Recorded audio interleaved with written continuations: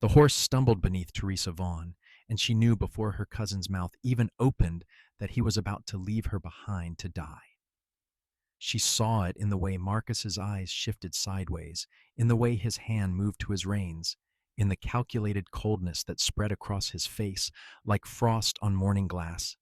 They had been riding through the wilderness of Wyoming Territory for 3 days now, and the August heat of 1878 was relentless, beating down on the sagebrush flats and rocky outcroppings with merciless intensity. "Your horse is lame," Marcus said, and there was no sympathy in his voice. "We cannot both make it to the fort on one animal." Teresa felt her heart drop into her stomach. She dismounted carefully, running her hand down her mare's foreleg. The swelling was unmistakable. The horse had stepped wrong in a prairie dog hole an hour back, and now the damage was done. She looked up at her cousin, this man who was supposed to be her guardian after her parents died of cholera in Omaha 6 months ago. This man who had promised to escort her safely to her aunt in Montana Territory. "Marcus, please," she said, hating the tremor in her voice. She was 21 years old, not a child, but out here in this endless wilderness. Fear made her feel small. "We can ride together on your horse. It is strong enough." "No." The word was flat, final. Marcus was already turning his mount. "You have the canteen. There is a stream marked on the map, maybe 5 miles south. Make your way there and wait. Someone will come through eventually." "Marcus, you cannot mean this. I am your cousin, your blood." He looked at her then, and what she saw in his eyes made her blood run cold. This was not a sudden decision made in panic. This was something he had been planning, perhaps since they left Omaha. Her father had been the successful one, the one who had built a mercantile business and accumulated property. Marcus had always been jealous, always bitter. And now, with Teresa out of the way, he could claim it all. No witnesses in the wilderness, just a tragic accident. "I am sorry, Teresa," he said, but the words were hollow. "I truly am." And then he was riding away, his horse's hooves kicking up dust that hung in the still hot air. Teresa stood there, her lame horse beside her, and watched him disappear into the vast emptiness of the Wyoming plains. The silence that followed was profound, broken only by the occasional cry of a hawk circling overhead and the whisper of wind through the grass. She did not cry. Tears would do nothing for her now. Instead, she took stock of what she had. One canteen, perhaps 3/4 full. A small satchel with some dried meat and hardtack. Her skirts and blouse, already dusty from travel. A wool shawl. No rifle. No pistol. Marcus had insisted on carrying the firearms. Her horse could not carry her, but the animal could walk slowly. That was something. Teresa had been raised in town, but her father had been a practical man. He had taught her to read the sun, to understand that water flowed downhill, to look for signs of life. She scanned the horizon, looking for the green that would indicate water, for the darker line that might mean cottonwoods growing along a creek bed. There, to the southeast, she thought she saw something. It might be nothing, a trick of the heat shimmer, but it was all she had. She began walking, leading her limping horse beside her. The sun was past its zenith, starting its slow descent toward the western horizon. She had maybe 4 hours of good daylight left. The ground beneath her feet was hard-packed dirt and stone, scattered with bunch grass and sagebrush. Mountains rose in the distance, purple and hazy with heat. She felt utterly alone in a way she had never experienced before, even after her parents died. Then she had been surrounded by neighbors, by the familiar streets of Omaha, by the routines of life. Here there was nothing but earth and sky and silence. She walked for an hour, then another. Her feet, accustomed to city streets and boardwalks, began to ache in her leather boots. The sun beat down on her bonnet, and she was grateful for its protection, even as sweat trickled down her temples. She rationed herself to small sips from the canteen, knowing that once it was empty, her situation would become truly desperate. The landscape began to change subtly. The ground sloped downward, and the vegetation grew slightly thicker. Her hopes rose. Water did flow downhill. Perhaps she had been right about what she saw. The horse beside her whickered softly, also sensing something. Animals knew where water was. They could smell it. That was when she heard the sound that made her heart stop. A rattling, dry and menacing, coming from a patch of shadow beneath a large rock to her right. The horse reared back, jerking the reins from her hand, and bolted, limping as fast as its injured leg would allow. Teresa stumbled backward, her eyes fixed on the coiled rattlesnake, its head raised, its tongue flickering. She froze. Her father had told her that snakes struck at movement. She could see the diamond pattern on its back, the thick body coiled and ready. Slowly, so slowly, she took one step back, then another. The snake watched her but did not strike. Another step, another. And then she was far enough away that she dared to turn and hurry after her horse, her heart pounding so hard she could hear it in her ears. She found the mare 50 yards away, standing with her head down, sides heaving. Teresa approached carefully, speaking in soothing tones, and managed to catch the trailing reins. Her hands were shaking. That had been too close. One bite out here, alone, and she would die in agony. The sun was lower now, the light turning golden. She had to find water before dark. The thought of spending the night in the open, vulnerable to snakes and mountain lions and whatever else prowled these wild lands, terrified her. She kept walking, her determination hardening with each step. Marcus had left her to die, but she would not make it easy for him. She would survive this. She had to. As the sun touched the western mountains, painting the sky in shades of orange and pink, she crested a small rise and saw it, the dark green line of vegetation that meant water. Relief flooded through her so powerfully that her knees went weak. She hurried forward, pulling her reluctant horse along, and there it was, a small creek running clear over smooth stones, bordered by cottonwood trees and willows. Teresa fell to her knees at the water's edge and drank deeply, not caring about propriety or ladylike behavior. The water was cold and sweet, the most delicious thing she had ever tasted. She refilled her canteen, then led her horse to drink. The animal stood in the shallow water, and Teresa examined her leg again. The swelling had not gone down. The mare would not carry her, not for days at least. She gathered fallen branches and built a small fire as the light faded from the sky. She had no matches, but her father had shown her how to use flint and steel, and the small striker she wore on a chain around her neck, a gift from her mother, had been made for just this purpose. It took time and patience, but eventually she coaxed a spark into the dry grass she had gathered, then built it into a flame. The fire pushed back the darkness and made her feel less alone. She chewed on hardtack and dried beef, knowing she needed to make her supplies last, not knowing how long she would be here. Would anyone come? This was not a main trail.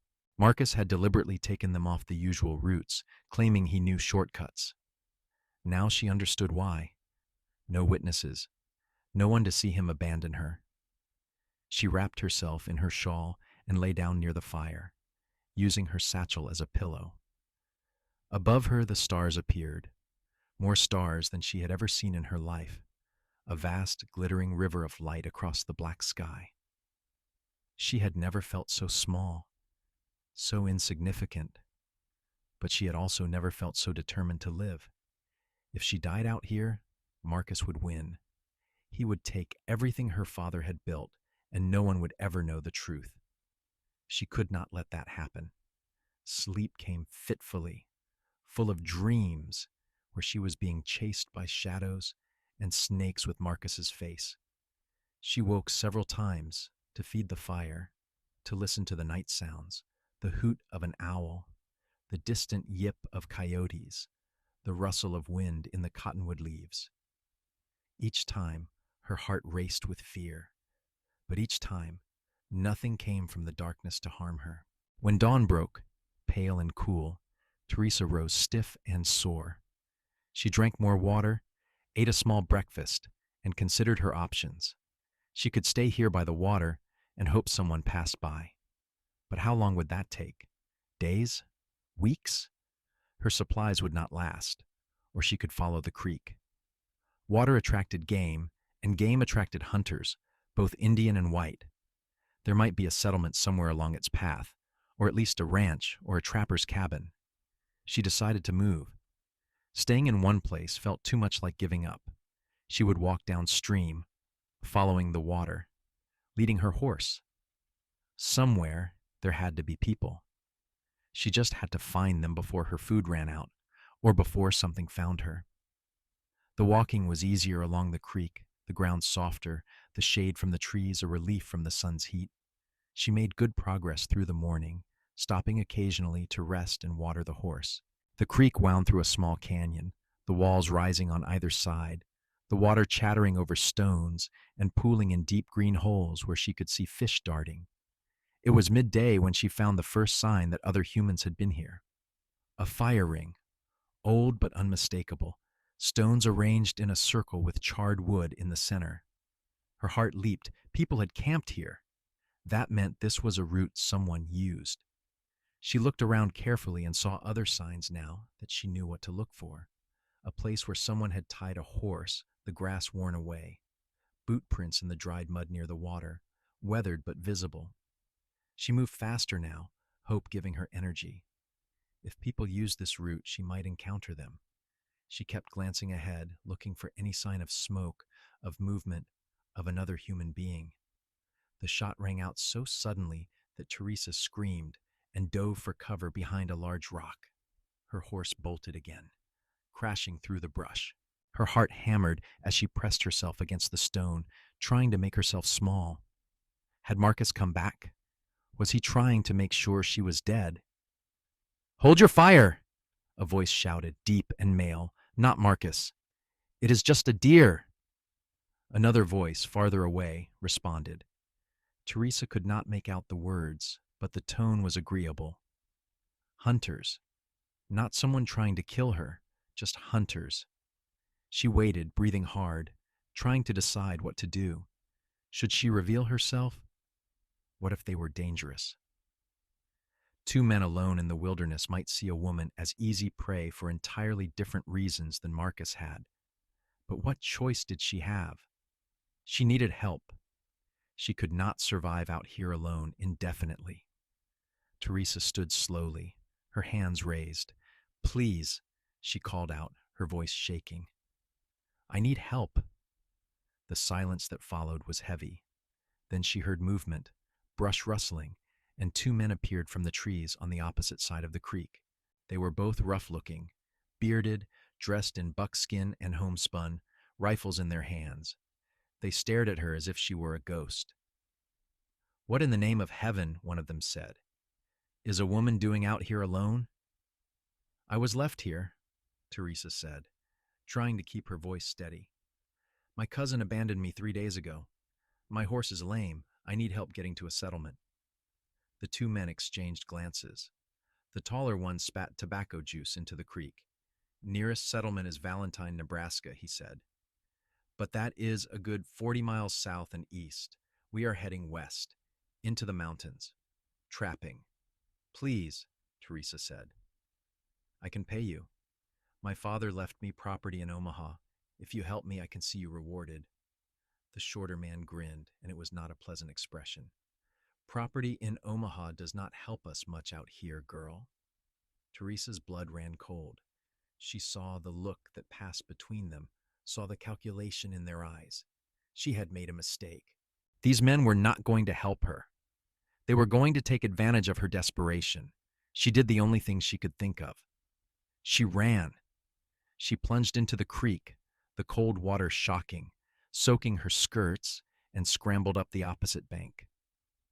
Behind her, she heard cursing, heard the men crashing after her. Her heavy skirts dragged at her legs, slowing her down, but fear gave her speed. She ran through the trees, branches whipping at her face, her breath burning in her lungs. A hand grabbed her shawl, yanking her backward. She screamed and twisted, the shawl tearing free, and she stumbled forward. The shorter man was right behind her, reaching for her.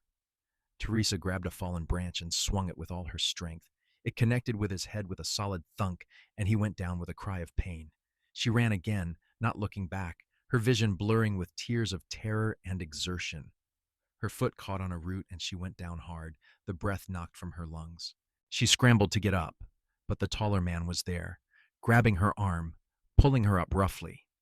"You little wildcat," he snarled. "You are going to regret that."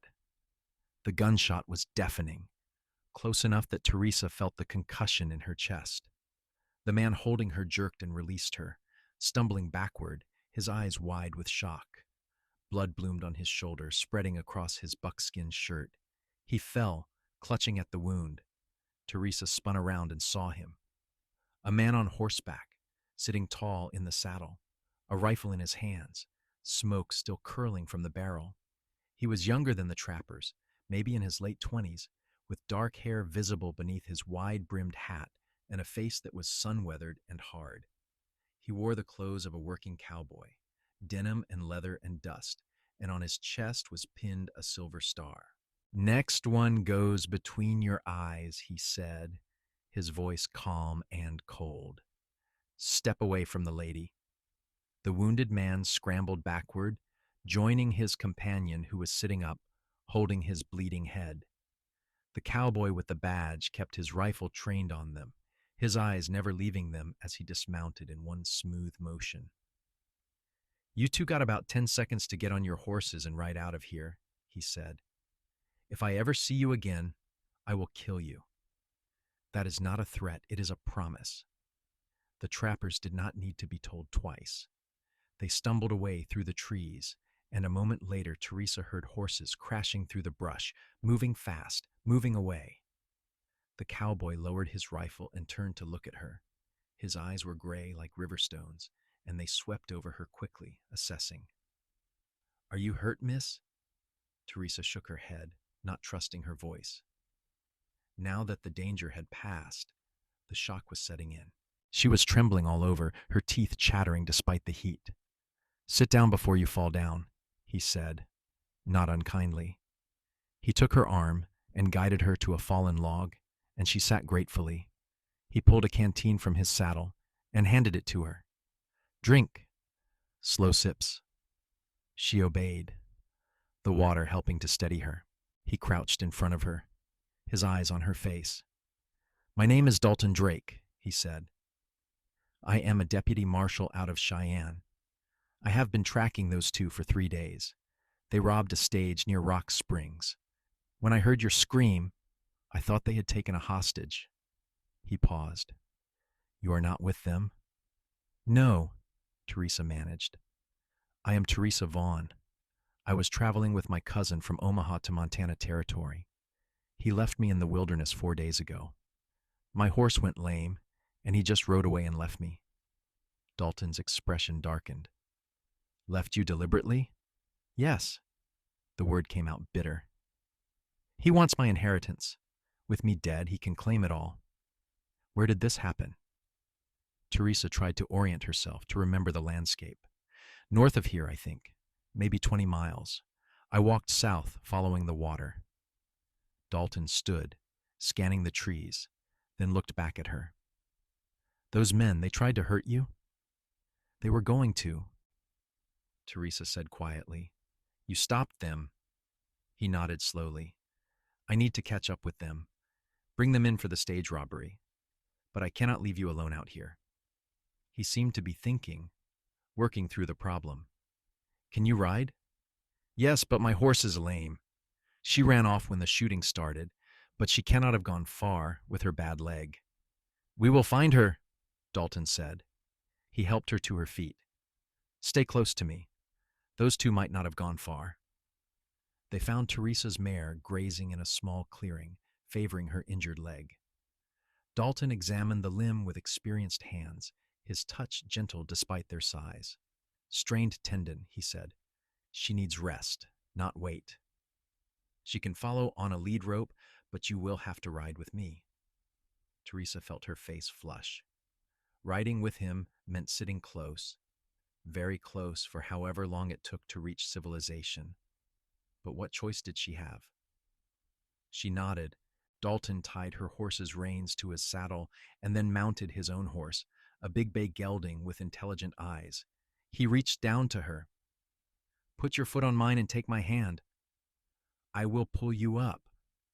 She did as instructed, and with surprising ease, he lifted her up behind him. She settled onto the horse's rump, acutely aware of his broad back in front of her, of the need to hold on to him to keep her balance. Tentatively, she placed her hands on his waist. "Hold tighter than that," he said. "If we have to move fast, you will fall off." She tightened her grip, feeling the solid muscle beneath his shirt, the warmth of him. It was strange and unsettling, and not entirely unpleasant. She had never been this close to a man who was not family. Dalton set the horse into motion, heading back toward the creek, moving at a steady walk that accommodated the lame horse trailing behind. "I need to pick up the trail of those trappers," he said over his shoulder. "I will take you to Valentine. From there you can get a stage to wherever you need to go." "Valentine, Nebraska?" Teresa asked, remembering what the trappers had said. "That is right. Small town, but it has a telegraph office, a marshal, decent hotel. You will be safe there while you sort out what to do about your cousin." "Thank you," Teresa said. "You saved my life. Twice, really. Once from those men and once from dying alone in the wilderness." "Just doing my job, miss." But it felt like more than that to Teresa. He had not had to help her. He could have chased the trappers and left her to fend for herself. Instead, he had chosen to protect her, even though it meant letting his quarry escape for now. There was something solid about him, something dependable. In a world that had suddenly become dangerous and uncertain, he felt like an anchor. They rode in silence for a while, following the creek back the way Teresa had come. The sun was past its zenith again, the afternoon light slanting through the trees. Dalton seemed to be reading the ground, his eyes constantly moving, looking for signs she could not see. "There," he said finally, pointing to the far bank. "Their tracks, heading northwest. They are moving fast, likely think I am right behind them." He turned his horse away from the creek. "We will head south. Let them run. I know where they are going anyway. There is only one place to sell stolen goods in this part of the territory, and I have friends there who will watch for them." "You are letting them go?" Teresa asked, surprised. "For now. I am not letting you out of my sight until I know you are safe. Those men are thieves, not killers, leastways not until today when I put a bullet in one of them. You are in more danger than they are worth." Something warm bloomed in Teresa's chest at those words. He was choosing her safety over his duty. That was not a small thing. They rode through the afternoon, the landscape gradually changing from the rocky canyon country to rolling grassland. Dalton set a steady pace, not pushing the horses but not dawdling either. He stopped once to let the animals drink and rest, and he shared his supplies with Teresa, dried beef and hardtack that was better quality than what Marcus had left her with, and coffee boiled over a small fire. "Tell me about your cousin," Dalton said as they sat by the fire. "Why would he do something like this?" Teresa told him the whole story, about her parents dying, about Marcus being appointed her guardian, about the property and money her father had left, about the journey west that was supposed to end with her safe at her aunt's home in Montana. "I think he planned it all along," she finished. "He was always jealous of my father. This was his chance to take everything." Dalton's jaw was tight. "He will not get away with it. When we get to Valentine, we will send a telegram to the marshal in Omaha. If your cousin shows up there claiming you died in an accident, they will be waiting for him. What if he does not go back to Omaha? What if he just disappears? Then eventually he will surface somewhere, and when he does, there will be a warrant waiting. Men like that always make mistakes." Dalton looked at her across the fire. "You have family in Montana still?" "This aunt?" "Yes, my mother's sister. She married a rancher up near Helena. I have never met her, but we have corresponded." She agreed to take me in. Then that is where we will send you once we get you sorted in Valentine. Teresa nodded, but something in her chest ached at the thought. Montana seemed very far away suddenly. She pushed the feeling aside. She had known this man for only a few hours. The gratitude she felt, the safety she felt in his presence, that was just normal given what she had been through. It did not mean anything more. They rode on as the sun descended toward the horizon. Dalton seemed to know exactly where he was going, following landmarks Teresa could not discern. As twilight began to fall, he pointed ahead. There, we will camp there tonight. It was a sheltered spot among some rocks, with a spring bubbling up to form a small pool. There was evidence of old campfires, a place travelers used regularly. Dalton helped her down from the horse, and Teresa was grateful. Her legs were stiff from riding, her muscles sore from gripping the horse's sides. While Dalton tended to the horses, checking her mare's injured leg and nodding with satisfaction at how the swelling was slowly going down, Teresa gathered firewood. It felt good to be useful, to not be helpless. She had spent 4 days in fear and desperation, but now, with Dalton here, she felt capable again, like herself. They made camp as darkness fell, and Dalton cooked a proper meal, beans and bacon in a skillet, and more coffee. It was simple food, but after days of hardtack and dried meat, it tasted like a feast to Teresa. You are good at this, she said, watching him work, taking care of things in the wilderness. Had plenty of practice. Been ranging for 8 years now since I was 20. Before that, I was a cowhand driving cattle up from Texas. A man learns to take care of himself, or he does not survive. Is it lonely? The question came out before she could stop it. Riding alone all the time? Dalton was quiet for a moment. Sometimes, he admitted. But it is good work. Important work. Somebody has to keep the law out here. Protect folks from men who think the wilderness means they can do whatever they want. He looked at her. Like your cousin, like those trappers. I am grateful it was you, Teresa said softly. If someone else had found my trail, someone like those trappers, I would be dead or worse. I almost did not follow it, Dalton said. I saw the tracks, one horse being led by someone on foot. It was off my path, away from where the trappers were heading. But something made me curious. Who walks through the wilderness leading a lame horse? So I backtracked, found where you had been left, saw the other horse tracks riding away. I knew then something was wrong. You saved me, Teresa said. I will never forget that. Their eyes met across the fire, and something passed between them, something Teresa did not have a name for, but felt deep in her chest. Dalton looked away first, clearing his throat. You should get some rest, he said.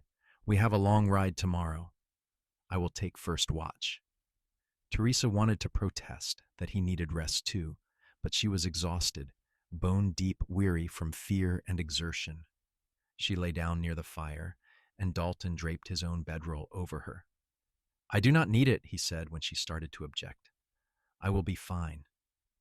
She fell asleep, watching him sit by the fire, his rifle across his knees, silhouetted against the flames and the stars beyond. She felt safe for the first time since Marcus had ridden away and left her to die. The next 2 days passed in a rhythm of riding and resting, of Dalton's steady presence and quiet competence. He was not a talkative man, but when he did speak, his words were thoughtful. He told her about growing up in Texas, about learning to rope and ride before he could read, about his mother who had died when he was 12, and his father who had drunk himself to death 3 years later. He told her about becoming a lawman because he believed in justice, in protecting people who could not protect themselves. In turn, Teresa told him about her life in Omaha, about helping her father run the mercantile, about the books she loved to read, about her mother teaching her to sew and cook and manage a household. She told him about her dreams of seeing the West, of mountains and open spaces, though not quite like this. It is beautiful out here, she said on the second day, as they rode through a valley where wildflowers bloomed in great swaths of purple and gold. But it is harsh, too, unforgiving. That is the truth of it, Dalton agreed. This land does not care about you. It will kill you if you are not careful. But if you respect it, if you learn its ways, it gives you something cities never can: freedom, space to breathe, room to be yourself without everyone watching and judging. Teresa understood what he meant. She had felt stifled sometimes in Omaha by the expectations of what a young lady should be, should do, should want. Out here, those rules seemed far away and unimportant. They came upon Valentine, Nebraska, in the late afternoon of the third day. It was a small town, as Dalton had said, just one main street with wooden buildings on either side, a few houses scattered beyond, and the railroad tracks cutting through like a ribbon of steel. But to Teresa, after days in the wilderness, it looked like civilization itself. Dalton took her straight to the hotel, a two-story structure with a painted sign that read Valentine Arms. The proprietor, a stout woman with kind eyes, took one look at Teresa's dusty, torn clothes and disheveled state and clucked her tongue sympathetically. "You poor dear," she said. "Let me get you a room and a bath. You look like you have been through an ordeal." While Teresa registered, Dalton spoke quietly to the woman. Teresa heard him say something about her being a witness and needing protection, about the possibility of dangerous men looking for her. The woman's expression grew serious and she nodded. Dalton turned to Teresa. "I need to go speak with the local marshal, send some telegrams. Mrs. Fletcher here will take good care of you. Stay in your room and do not open the door for anyone but me or the marshal, understand?" "Yes," Teresa said. "Thank you, Dalton, for everything." He nodded, his expression unreadable, and then he was gone, his boots heavy on the wooden floorboards. Mrs. Fletcher showed Teresa to a room on the second floor, small but clean, with a real bed and curtains on the window. A boy brought up a copper tub and buckets of hot water, and Teresa soaked away the grime and fear of the past days. Mrs. Fletcher provided clean clothes, a simple dress of blue cotton that fit well enough, and took Teresa's ruined traveling clothes to be washed and mended. Clean and dressed, Teresa sat on the bed and felt the full weight of what had happened crash over her. She could have died. She had come so close to dying. If Dalton had not followed her trail, if he had decided the tracks were not worth investigating, she would still be out there, struggling to survive or already dead. Tears came then, tears she had been holding back through sheer determination, and she cried until she was empty. A knock on the door startled her. "Miss Vaughn, it is Dalton." She opened the door and he stepped inside, his hat in his hands. He took in her tear-stained face and his expression softened. "Are you all right?" "Yes," she said, wiping at her eyes. "Just everything catching up with me." "That is understandable." He gestured to the chair by the window. "May I?" "Of course." He sat and she sat on the bed, and he told her what he had learned. "I sent a telegram to the marshal in Omaha, told him the situation. He is going to look into your father's estate, make sure your cousin does not try to claim anything. He said your father had a lawyer named Henderson who was handling things. Does that sound right?" "Yes," Teresa said. "Mr. Henderson. He has been my father's lawyer for years. The marshal will contact him. Make sure he knows you are alive and well. I also sent a telegram to your aunt in Montana. Let her know what happened and that you will be delayed but are safe." Relief flooded through Teresa. "Thank you. That is, I do not know how to repay you." "No need for repayment. It is my job." Dalton hesitated, then continued. "I also wired the marshal in Cheyenne, told him about the trappers. He is sending word to the trading posts in the area, letting them know to watch for men trying to sell goods from the stage robbery. They will be caught eventually. And Marcus, my cousin? There will be a warrant issued for attempted murder and abandonment. If he shows his face anywhere in the territories, he will be arrested." Dalton leaned forward, his elbows on his knees, his gray eyes serious. But Teresa, you need to understand. He is out there somewhere. He might hear that you survived. He might come looking to finish what he started. Fear prickled along Teresa's spine. What do I do? For now, you stay here in Valentine. I talked to the local marshal, Bill Hendricks. He is a good man. He will keep an eye out. And I will stay until we know more. Make sure you are safe. You will stay, but your work, the men you were tracking, they can wait, Dalton said firmly. You cannot. That warmth bloomed in Teresa's chest again, stronger this time. He was putting her first again. This man who owed her nothing, who had stumbled upon her by chance, was choosing to protect her. She searched his face, trying to understand why, and saw something there in his eyes that made her breath catch. He cared. Not just as a lawman doing his duty, but as a man concerned for a woman. The realization sent a shiver through her that had nothing to do with fear. I do not want to be a burden, she said softly. You are not. The words were simple but weighted with meaning. They looked at each other for a long moment, and the air between them felt charged, full of things unspoken. Then Dalton stood, breaking the spell. Get some rest. I will be right across the hall if you need anything. Tomorrow we will figure out the next steps. After he left, Teresa lay in the real bed with its soft mattress and clean sheets, and sleep came easily despite everything. She felt safe. Dalton was near. That seemed to be all that mattered. The next days fell into a pattern. Dalton was always nearby but gave Teresa space to recover from her ordeal. She spent time with Mrs. Fletcher, who turned out to be a wonderful conversationalist, full of stories about Valentine and its inhabitants. The town was young, only established a few years earlier when the railroad came through, but it was growing. There was talk of more settlers coming, of the territory eventually becoming a state. Teresa met Marshal Hendricks, a weathered man in his 50s with a no-nonsense manner and sharp eyes. He promised to keep watch for anyone asking about her, anyone who matched Marcus's description. Dalton spent hours with him, going over maps and discussing strategy. On the fourth day in Valentine, Dalton took Teresa for a walk along the main street. It felt good to move, to be outside in the sunshine, with no fear of what might be lurking in the wilderness. They passed the general store, the saloon, the small church at the end of the street. It is a nice town, Teresa said. Peaceful. It is, Dalton agreed.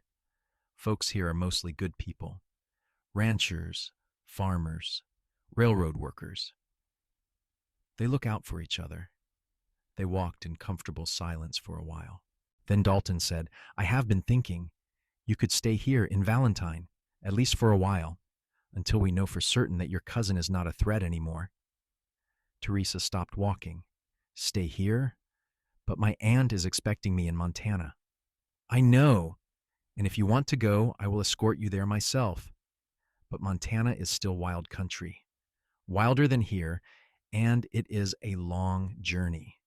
If Marcus is looking for you, the trail north would be one of the first places he would search. Dalton turned to face her. Here you have protection. Marshal Hendricks, me, a whole town of people who would not let anything happen to you. And there are opportunities here.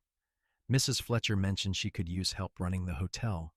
The school teacher is getting married and moving away. They will need a new teacher. You could make a life here. Teresa's heart was pounding.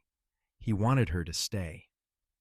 He was giving her practical reasons, logical reasons, but underneath she heard what he was not saying. He did not want her to go, and the truth was she did not want to go either. The thought of leaving, of never seeing Dalton again, felt wrong in a way she could not explain. I would have to write to my aunt, she said slowly. Explain. Of course. And I would need to find work. I cannot live on charity. Mrs. Fletcher's offer is genuine, or there are other options. Valentine needs people, capable people.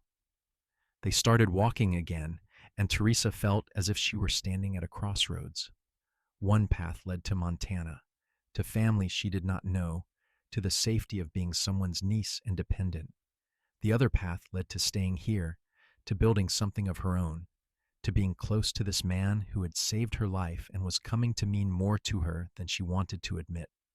"Can I think about it?" she asked. "Take all the time you need," Dalton said. But that night, lying in her hotel room, Teresa realized she had already made her decision. She did not want to go to Montana. She wanted to stay here. She wanted to see where this feeling between her and Dalton might lead. It was terrifying and thrilling all at once. The next morning, she told Mrs. Fletcher she would like to take the job helping at the hotel. The older woman beamed and hugged her. "Oh, my dear, I am so pleased. You will be wonderful, and it will be nice to have the company. Running this place by myself gets lonely." Teresa wrote a long letter to her aunt in Montana, explaining what had happened with Marcus, about being stranded and rescued, about deciding to stay in Valentine for her own safety. She tried to make it sound like a temporary arrangement, but in her heart she knew it was more than that. When she told Dalton, he smiled, a real smile that reached his eyes and made him look younger. "I am glad," he said simply. "Valentine is better with you in it." The words made her blush, and she ducked her head to hide it. They were standing in the hotel lobby, and Mrs. Fletcher was watching them with a knowing look that suggested she saw more than they were saying. Life in Valentine took on a new rhythm. Teresa worked at the hotel, learning the routines, helping with guests, managing the accounts because her years helping her father had made her skilled with numbers. Dalton continued his work as a deputy marshal, but Valentine became his base. He would ride out for a few days, tracking outlaws or investigating claims, then return. And each time he returned, Teresa found herself watching for him, her heart lifting when she saw him ride into town. They fell into a friendship that was easy and comfortable, but charged with something more. Dalton would stop by the hotel in the evenings, and they would sit on the porch, talking as the sun set. He told her about his days, the people he met, the land he crossed. She told him about the guests who came through, about Mrs. Fletcher's stories, about the books she borrowed from the small collection at the general store. Marshal Hendricks teased Dalton about spending so much time in town. "Usually, I cannot keep you here more than a day or two, Drake." What changed? Dalton had just looked at Teresa and said, "Guess I found a reason to stay." Summer turned to autumn, and still there was no word of Marcus. The marshal in Omaha wrote that Marcus had never returned to claim the estate, that he seemed to have disappeared. Mr. Henderson, the lawyer, was holding everything in trust for Teresa, waiting for her instructions. Teresa wrote back, telling him to keep the properties rented, to invest the income conservatively, that she would come back to settle things properly when it was safe. As the leaves turned gold and the air grew crisp, Teresa realized she was happy, truly happy, for the first time since her parents died. Valentine had become home. Mrs. Fletcher was like family. And Dalton was something she was afraid to name but could no longer deny. It was a Sunday in late October when things changed. The town was quiet, most folks at the church service. Teresa had stayed behind to prepare lunch for guests expected on the afternoon train. She was in the hotel kitchen when she heard boots on the stairs, heavy and quick, not Dalton's familiar tread. Someone else. She stepped into the lobby and froze. Marcus stood there, dusty from travel, thinner than she remembered, with a wild look in his eyes. He saw her and his expression twisted into something ugly. "You," he said. "You are supposed to be dead." Teresa backed toward the door, her mind racing. Where was Mrs. Fletcher? The older woman had gone to the general store. Where was Dalton? Out on patrol, not due back until tomorrow. Where was anyone? "I survived," she said, trying to keep her voice steady. "No thanks to you." "You have ruined everything," Marcus snarled, advancing on her. "I had it all planned. You would die. I would inherit. I would be free of this miserable family and its expectations, but you had to survive. You had to come here and send your telegrams and ruin it all. There is a warrant for your arrest, Marcus. If you hurt me, it will only make things worse for you. Things cannot get worse, he was shouting now, spittle flying from his lips. I have been living like an animal for months, hiding, running, all because of you. If I am going to hang anyway, I might as well finish what I started. He lunged at her, and Teresa screamed, dodging behind the front desk. Her hand closed on the heavy ledger book, and she threw it at him. It hit his chest, and he stumbled, but did not stop. She ran for the door, but he was faster, his hand closing on her arm, yanking her back. They struggled, crashing into the wall, and Teresa fought with everything she had, clawing and kicking. Marcus's hands found her throat, squeezing, and black spots danced in her vision. She could not breathe. She was going to die after all, after surviving so much. The door crashed open, and suddenly Marcus was ripped away from her. Teresa collapsed to the floor, gasping, and looked up to see Dalton.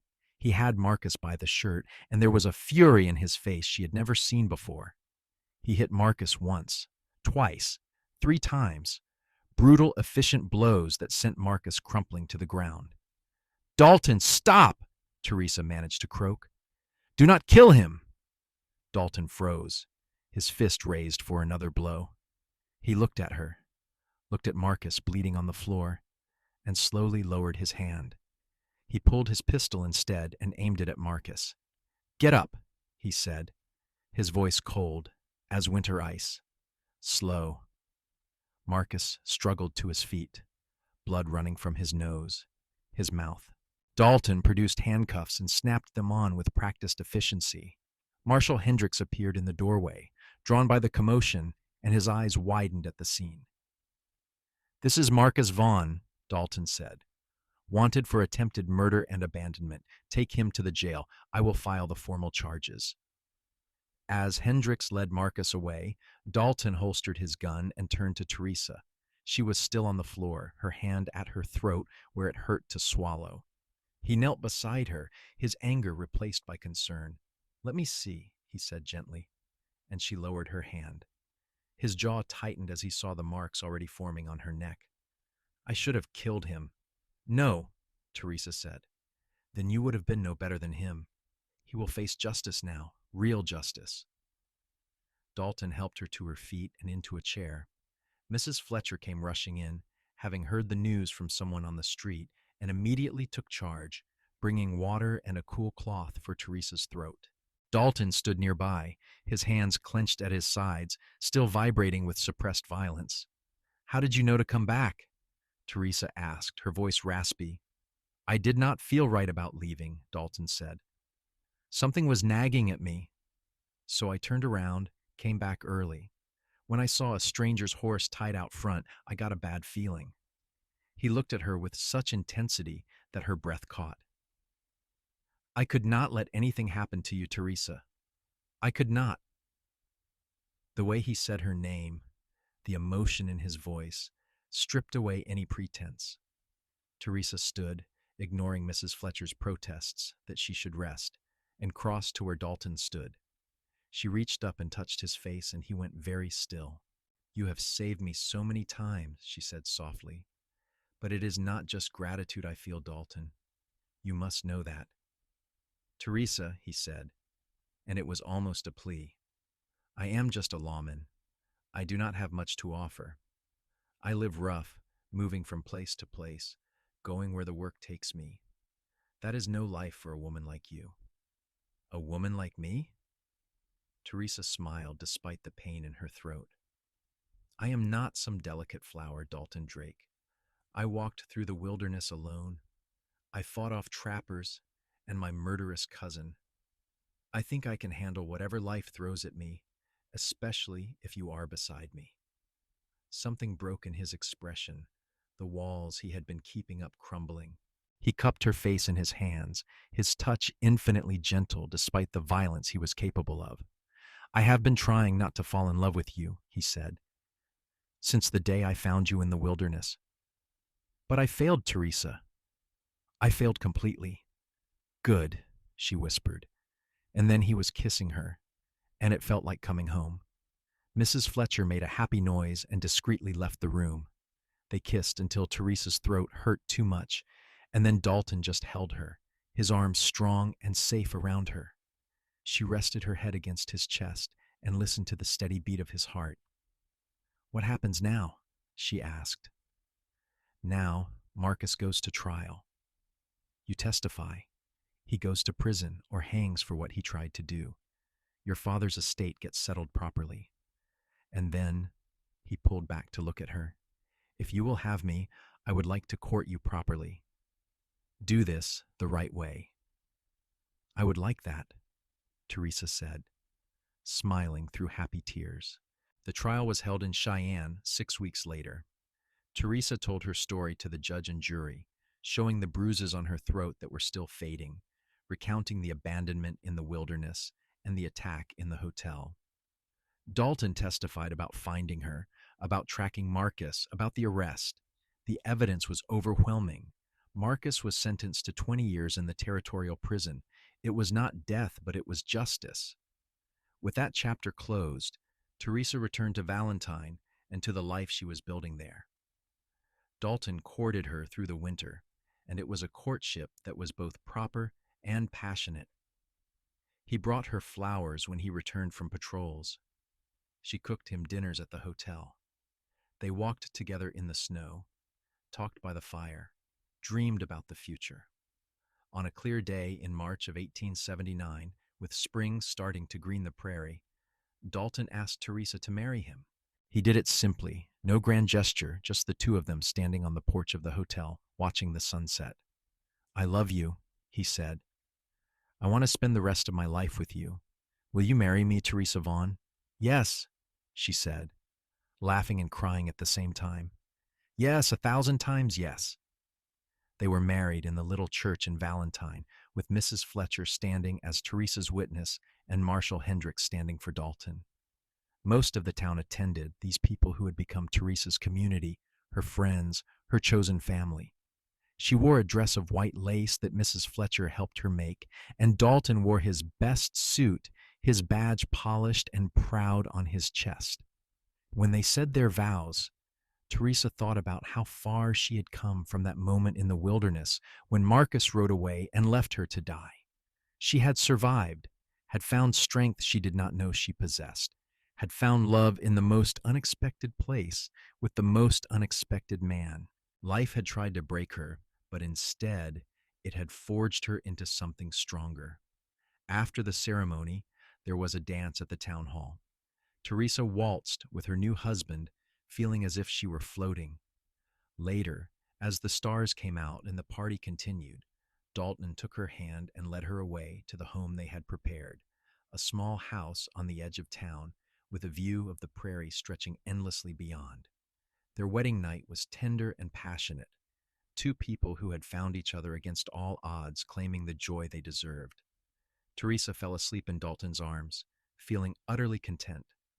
Dalton continued his work as a deputy marshal, but Valentine remained his base, and Teresa was his reason to always come home. She continued working with Mrs. Fletcher at the hotel, and as the months passed, she became an essential part of the town's fabric. She started a small lending library, collecting books from back east and making them available to anyone who wanted to read. She helped organize a school when the new teacher arrived. She became someone the other women in town came to for advice, for friendship, for support. A year after their marriage, Teresa discovered she was expecting a child. The news filled her with joy and terror in equal measure. Dalton was ecstatic, already planning how he would teach his son or daughter to ride, to rope, to shoot. Mrs. Fletcher fussed over Teresa like a mother hen, making sure she rested, making sure she ate properly. The baby arrived on a cold January night in 1880 with Mrs. Fletcher and the town's doctor in attendance. Dalton paced downstairs, driven nearly mad with worry, until Mrs. Fletcher appeared at the top of the stairs, beaming. "You have a son," she announced. "A healthy, strong boy. And your wife is fine, just exhausted." Dalton took the stairs 3 at a time and burst into the bedroom. Teresa lay in the bed, her hair damp with sweat, her face pale but radiant. In her arms was a tiny bundle, and when Dalton approached, she pulled back the blanket to reveal a red-faced infant with dark hair. Our son, she said softly. I was thinking we could name him Daniel, after my father. Daniel Drake, Dalton said, testing the name. He reached out and touched the baby's tiny hand, and the infant's fingers curled around his thumb. Something in Dalton's expression cracked, and Teresa saw tears in his eyes. He is perfect. You are perfect. In the years that followed, their family grew. A daughter came 2 years after Daniel, a little girl with Teresa's dark hair and Dalton's gray eyes. They named her Margaret, after Dalton's mother. Another son arrived 2 years after that, and they called him James, simply because they liked the name. Their house on the edge of town expanded to accommodate the growing family. Dalton eventually became the Marshal of Valentine when Bill Hendricks retired. He still rode out when needed, still tracked outlaws, and kept the peace, but his days of long patrols were behind him. He had a family now, a reason to come home every night. Teresa continued her work in the community, raising her children, helping Mrs. Fletcher, who was getting older, supporting the other women of Valentine. The town grew around them. More settlers arrived. The railroad brought commerce and connection to the wider world. Valentine transformed from a frontier outpost to a real town with schools and churches and businesses. And through it all, Teresa and Dalton were there, pillars of the community, examples of what love and determination could build. Teresa never forgot those days in the wilderness, alone and abandoned, certain she would die. She kept that fear, that memory, as a reminder of how precious life was, how fragile, and how strong. She had survived because she refused to give up, and because a good man had followed her trail and found her. That man had become her husband, the father of her children, her partner in building a life. On their 20th wedding anniversary, Dalton surprised Teresa with a picnic out on the prairie, just the two of them, away from the children for a few hours. They rode out to a spot near where he had first found her, though this was farther south, the landscape not quite the same, but similar enough to bring back memories. They spread a blanket in the shade of some cottonwoods and ate the food Teresa had packed. The spring grass was green and lush, wildflowers blooming in patches of color. It was beautiful and peaceful, a far cry from the desperation of that first meeting. "Do you ever regret it?" Dalton asked. "Staying in Valentine instead of going to Montana? You could have had an easier life with your aunt." "Never," Teresa said firmly. "This is where I was meant to be. With you, building this life. I would not change a single thing." "Not even Marcus abandoning you? You nearly died." "Not even that," Teresa said. "Because if it had not happened, you would not have found me. We would never have met. Our children would not exist. No, I would not change it. All of it, the fear and the pain and the struggle, it brought me to you. It brought me home." Dalton pulled her close and kissed her, and it was as passionate and loving as their first kiss in the hotel lobby. All those years ago, they lay back on the blanket, looking up at the blue sky through the branches of the trees, hands intertwined. "I love you," Dalton said. "I loved you from the moment I saw you walking through the wilderness, determined to survive. You were the strongest person I had ever met, and you still are." "I love you," Teresa replied. "You are my hero, my partner, my home. Everything good in my life came from the day you followed my trail." They stayed there for hours, just the two of them, talking and laughing and remembering. When they finally rode back to Valentine, back to their children and their responsibilities and their life, Teresa felt profoundly grateful. She had been given a second chance, and she had made the most of it. As the years continued to pass, Teresa and Dalton grew older together. Their children grew up, Daniel becoming a rancher with land of his own, Margaret marrying a railroad engineer and moving to Denver, James joining his father in keeping the law, becoming a deputy marshal in his own right. Teresa and Dalton became grandparents, their house filling with the laughter of grandchildren on visits. Mrs. Fletcher passed away peacefully in her sleep when she was 78, and Teresa inherited the hotel. She ran it with the same care and love Mrs. Fletcher had shown, making it a place where travelers felt welcomed and safe. Dalton retired as marshal at 60, passing his badge to a young man from Kansas who reminded them both of Dalton in his younger days, eager and determined and good-hearted. In their later years, Teresa and Dalton spent their evenings on the porch of their home, watching the sun set over the prairie, talking about their life, their children, their memories. Valentine had become a real city now, with paved streets and electric lights, automobiles starting to appear alongside horses. The Wild West was fading into history, but they had lived it, had been part of it. On a warm evening in June of 1920, when Teresa was 63 and Dalton 72, they sat on that porch as they had thousands of times before. Dalton's hair was white now, his face deeply lined, but his eyes were still the same gray that had looked at her with such intensity that first day in the wilderness. Teresa's dark hair was streaked with silver, her hands showed the work of a lifetime, but she still moved with grace and purpose. "Do you remember," Teresa said, the day you found me? 42 years ago this month? "I remember every detail," Dalton said. "You were walking south, leading that lame mare, determined to survive. I thought you were the bravest thing I had ever seen." "I was terrified," Teresa admitted with a laugh. "But I was more stubborn than scared. That stubbornness saved your life, and changed mine." They sat in comfortable silence, watching the stars appear one by one in the darkening sky. The sounds of the town drifted to them, distant and peaceful. Somewhere, one of their grandchildren was laughing. Life continued, generation after generation, built on the foundation they had laid. "I have been thinking," Dalton said slowly, "about what comes next. We are not young anymore, Teresa. We have lived a good life, a full life. Our children are settled. Our grandchildren are growing. We have done what we set out to do." "Are you saying you are ready to go?" Teresa asked, no fear in her voice, just gentle curiosity. "No," Dalton said. "I am saying I am not afraid of it when it comes, because wherever we go next, we will go together, just like we have done everything else." "Together," Teresa agreed, taking his hand, "always together." They lived for many more years after that conversation. Dalton passed away first, peacefully, in the spring of 1927, surrounded by his family.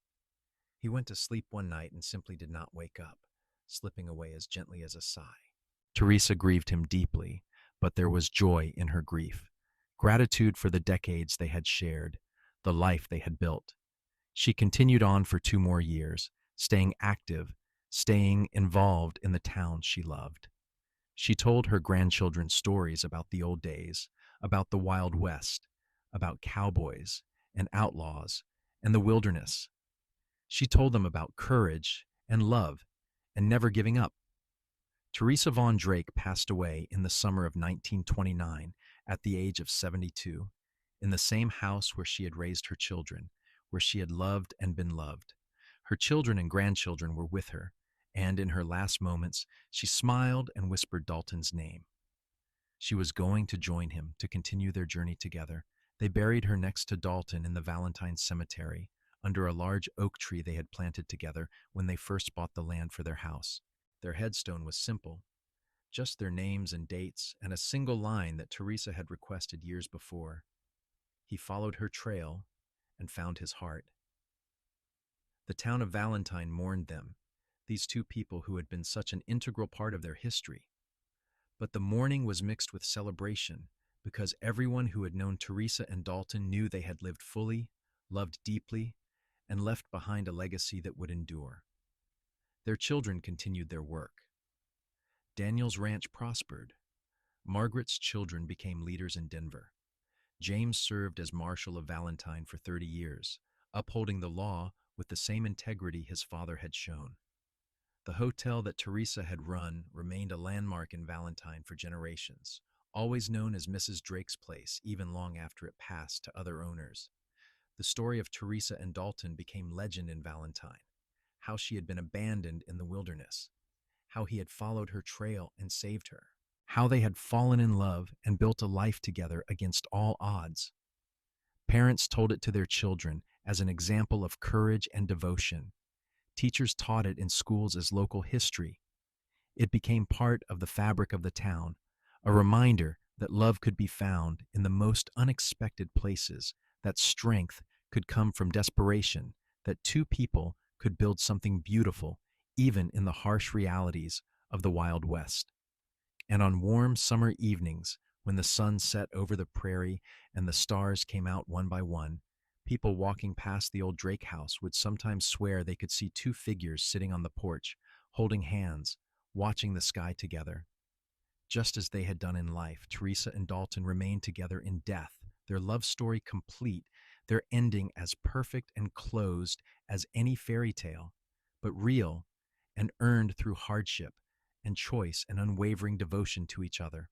The wilderness that had nearly killed Teresa had instead brought her to the man who would become her everything.